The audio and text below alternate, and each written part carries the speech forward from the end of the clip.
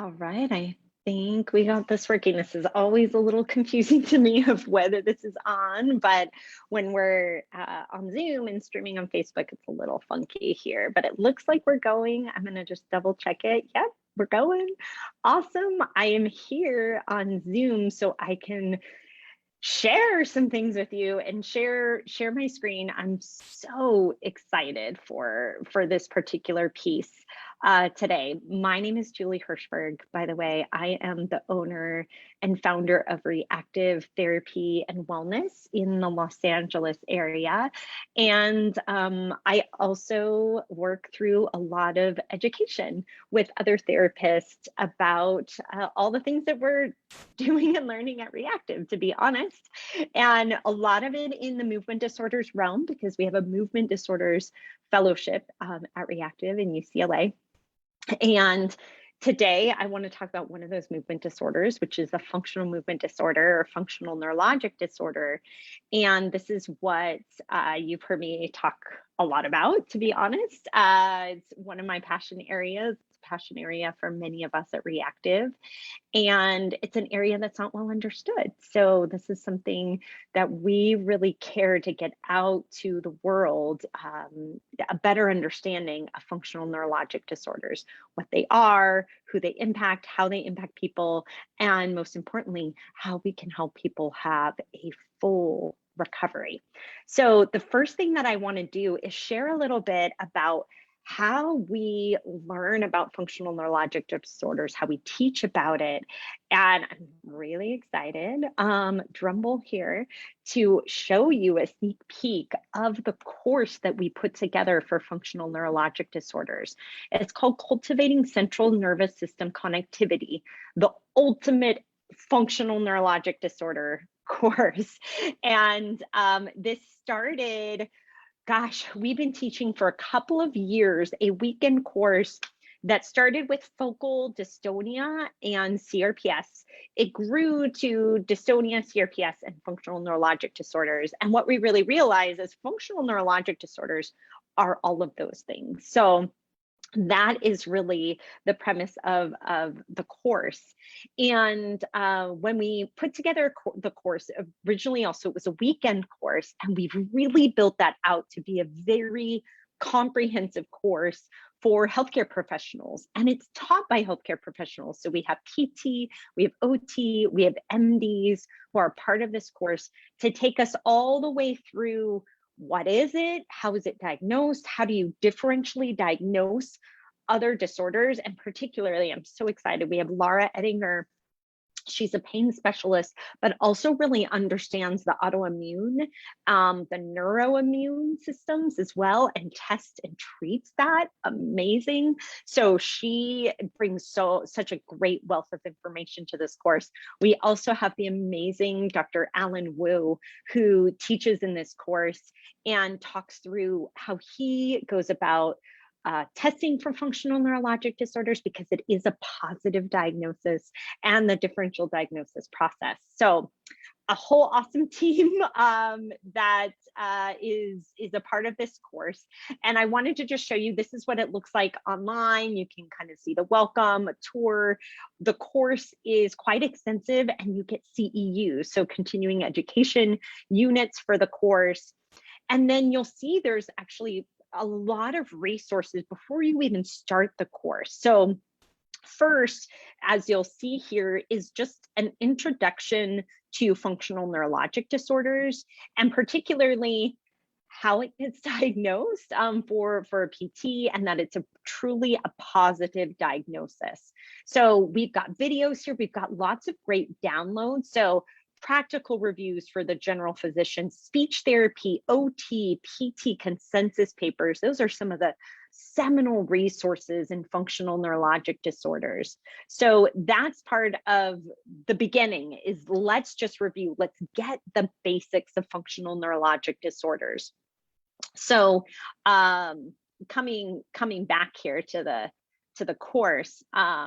So this is the pre-course. Now, how about pain? So this is really where we started this course, was Brittany, Kim, and I really talking, going, wow, there's so much overlap in pain, and particularly centralized pain and CRPS. So why is that, right? That's actually the whole beginning of our course, is why is that? What's the neuroscience of that tells us that there's actually an overlap in these disorders. So that's one of my favorite things. I love to look at the neuroanatomy. I love to look at those connections and processes and try to understand it and take that into my assessment and treatment. So Brittany brings this really nice background on pain and how we understand pain, so that when we come together in the course, we can kind of put this all together. So that's some of the background. I really wanted to share with you today some of the pre-course training, and this is going to take us a little into the why. Why do we talk about the sensory system so much? Why do we talk about the autonomic? And especially because these are not big parts of our training as therapists. There's the evidence out there, but it just our own training and coursework has not caught up to it. So this pre-course training, the first part of it is all about becoming the psychologically informed therapist, or a real mindful therapist. This is so important, not just in functional neurologic disorders, but everything. And honestly, I think this is like probably one of the most life-changing parts of the course. And I've already heard from people who have taken this and really found this to be very moving. So there's actually some videos here to talk about how we as people, as humans interacting with other humans, bring so much to the table, bring so much to the therapeutic relationship. And then we actually go through a practice together. So we talk about the 5 E's. This is from an amazing article. It's in the pain science literature about how we interact and how we interact with the environment. So we review that here, and we really move beyond the biopsychosocial model in this part of the training. But here's where it gets really good, is we actually do a little bit of practice. And I love this. So one of the things is to actually move through a scenario where somebody says something, and this is really common, right? Like people say stuff to us as we're working with them, and we start to have a response, right? So first we might be thinking things. I know for me, I'm just going to be really honest here. One of the first things that often comes to my mind is like, I made a mistake here. I said the wrong thing. I did the wrong thing. I'm a terrible therapist. I'm just being really honest. That is something that comes to my mind sometimes. Then we work through a process together. So this is really becoming that inactive therapist, becoming aware of ourselves in the interaction, how that made me feel. So we're clicking through things. These are some of my top ones here: scared, anxious, nervous, self-critical. How it made me feel emotionally, how I might feel in my body. So getting myself connected to my body. And then also considering what might the person I'm with, what might they be feeling that came out with their statement? Then taking an action, what can I do to calm or regulate my nervous system? And then how can I respond to the statement the person made? I can't tell you how life-changing it has been for me to become a practitioner that is aware of myself. Now, this has taken me a lot of practice. I have a psychologist I work with. I have a psychologist also that does more somatic work to help me get in tune with my body. It's a lot of mindfulness practice, but boy, is it the most profound thing that I've ever done in my clinical practice. So that's part of our pre-course training, knowing ourselves and then taking action on that. And that really links directly into the autonomic nervous system, because a lot of the autonomic nervous system, we regulate with each other, we co-regulate. And So being aware of ourselves and what's happening in our autonomic nervous system is really important. So in the second piece, what you'll see here is we've got a pre-course training on the autonomic nervous system, which is part of our autonomic nervous system course. And we've got a cheat sheet to assess and treat in the autonomic nervous system as well. So that's a great resource. Then we got to practice it, right? So here we actually look at within ourselves, if our nervous system needs some regulation, what might be helpful? Breathing techniques, addressing the sleep-wake cycle. Maybe it's fitness and cardiovascular. Maybe it's our emotional health. Maybe it's mindfulness. These are all key pieces that directly influence our autonomic nervous system. We need to know them for ourselves in order to help other people. And then second, in here is sensory. So sensory also has such a big link to the autonomic nervous system. And I love this little activity because, again, as therapists, what we were looking at is sensory input at work and home, and what kinds of things were calming and energizing in these sensory systems: visual, olfactory, taste, hearing, vestibular, somatosensory. And again, as we look to help create maybe a sensory diet or plan for a person, we've got to be thinking of these things. And the first place is thinking of them for ourselves and increasing that awareness. So these are two big pieces that we have in our pre-course training, which, by the way, if you're already coming to the course, make sure you're diving into these beforehand, because these will really set you on fire for tackling that course when we do it live next weekend. So we also have a pre-course training on motor learning.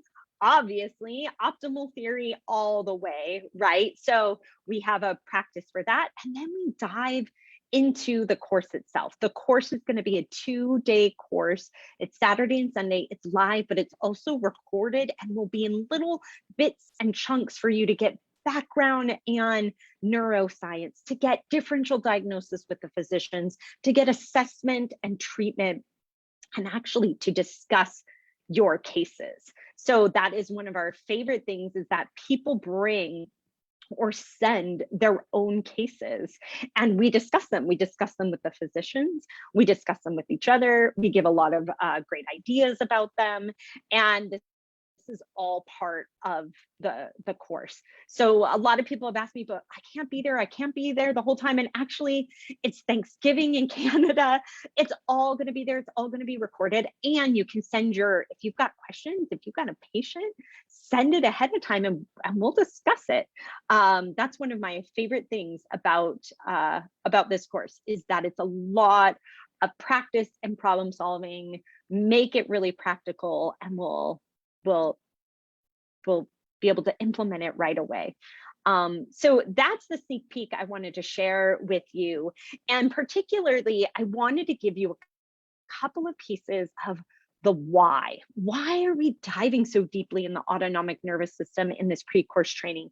Why the sensory system? So I've got 2 resources that I love, that, again, if you're a part of our newsletter, you'll get these today. They're free, full text, and our newsletter goes out on Fridays. If you're not part of our newsletter, you can sign up on our website. Our website is reactiveeducation.com, by the way. That's where you could also check out this course, Cultivating Central Nervous System Connectivity course. You can hop on the wait list for our Brain Bites group. It's opening soon. So if you like to chat and learn and get mentored with other therapists who love this interesting side of neuro, that's the group for you. But I want to share with you a couple of resources that are coming in your newsletter. So the first one about the sensory system. This just came out last year. It was called Sensory Processing Difficulties in Functional Neurologic Disorder, and it was a possible predisposing vulnerability. Led by the amazing group at Mass General Hospital, led by an OT, my favorite, and really looked at possible sensory processing difficulties in patients with functional neurologic disorder. And they find that indeed some people did have sensory processing difficulties. So one, we need to assess it, right? So we need to assess things like low sensory registration, sensory sensitivity, maybe sensory avoiding. For sure, this is what I see in functional neurologic disorders, and we need to test it. And really, one of the things that I love is by the end of the paper, they're also saying, like, we need more research here. Absolutely. This is just the start to see first that there are some of these sensory processing difficulties in functional neurologic disorders, but then we need to bring it to treatment.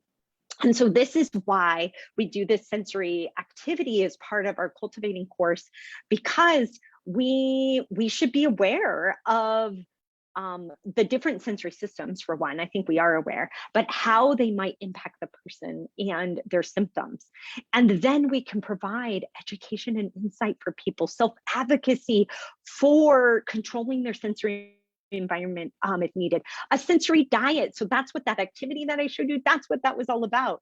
A sensory diet, or particular kinds of sensory input, adapting their environment as needed, and providing the social and maybe school support to really help control symptoms, because sensory triggers are very common in functional neurologic disorders. So great article. Thank you to the group from Mass General for doing great research.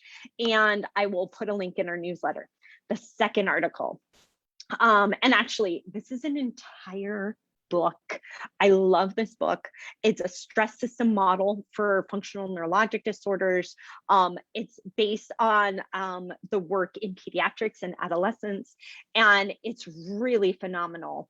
And what they have really found through a lot of research and work with kids is that there is a strong brain-body stress system involvement. And this is why we talk about the autonomic nervous system. We're actually going to do a little activity in our course and draw out some of the pieces and make connections between things like the hypothalamic pituitary adrenal axis, or the HPA axis, the immune inflammatory system, and all of these other brain systems that are the underpinning of pain and arousal and emotional states. They're so interconnected. They form a very large integrated system that protects us as a person from a wide variety of threats. And so activation, so this is what they found in their work, is activation of any single part of the system. And it could be emotional stress, it could be pain, it could be injury, it could be infection, it could be psychological trauma. Any of those things can trigger the body's stress response, resulting in a real cascade of stress-induced changes in the brain, which in turn, so here we are cultivating central nervous system connectivity, right? Those in turn can make brain-wide network reorganizations, and that start to prioritize an automatic response to threat. And that is the piece that we can reprogram in functional neurologic disorders. We can absolutely reprogram that response. And so it takes a really intricate understanding of the autonomic system, of the sensory system, and that's why we've got big portions of that in our course. So very important, and two of my favorite topics. So I'll put those links in our newsletter for today. I want to thank you so much for joining me, letting me take you on a little sneak peek of our course, and continue to talk about one of my favorite topics, which is functional neurologic disorders. And again, it's because we need more people, more practitioners who can help people attain a full recovery. And so that's our mission, is to keep spreading the word. So this is why we're doing a weekend course on it. It's next weekend. There's still spots if you'd like to join us live or catch it recorded. And thank you so much. Really have a great day.